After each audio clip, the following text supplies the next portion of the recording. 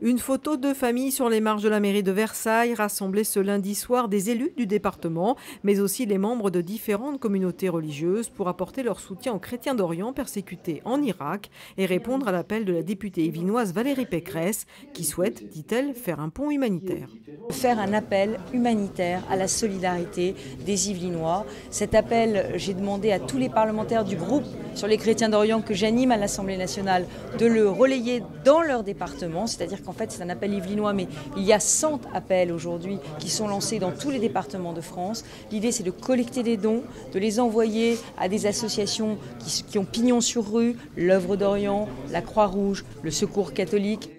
Une cellule d'accueil des chrétiens d'Orient a été mise en place au ministère des Affaires étrangères. La députée espère également que les élus feront des propositions pour recevoir ces populations. Actuellement, en France, une centaine seraient présents. Valérie Pécresse a reçu dans son appel le soutien des différentes communautés religieuses, catholiques, protestantes, mais également musulmanes et juives. Il faut se souvenir qu'à Évian, en 1938, il y avait une conférence internationale et que parce qu'on prévoyait à peu près, on ressentait les choses qui allaient arriver. Je crois comme aujourd'hui en Irak et au Moyen-Orient, aujourd'hui on les a entendus, on a entendu les chrétiens d'Orient et toutes les minorités.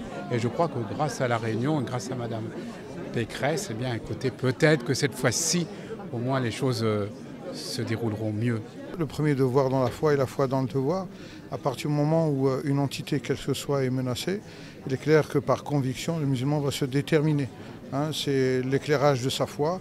Ce qui est juste, ce qui est bien est bien, ce qui est mal est mal.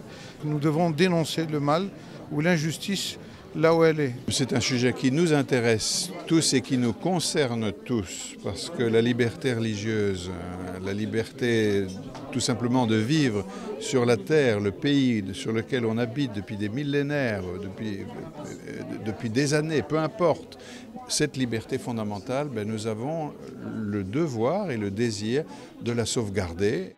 L'Église catholique recevra d'ailleurs le 23 novembre prochain en la cathédrale Saint-Louis de Versailles des chrétiens d'Orient pour écouter et partager leurs témoignages.